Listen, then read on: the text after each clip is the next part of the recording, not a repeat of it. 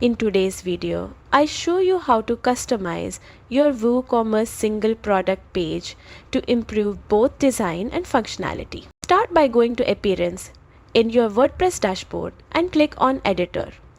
Open the single product template under WooCommerce template. If prompted, click Transform into Blocks.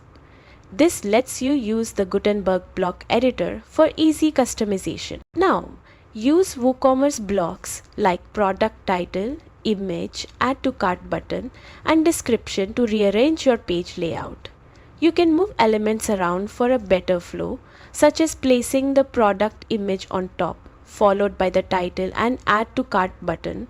You can also add new blocks to enhance the page, like banners for promotions, upsells, FAQs, or custom call to action buttons for newsletter signups or related posts. Once everything looks good, click Save and Publish.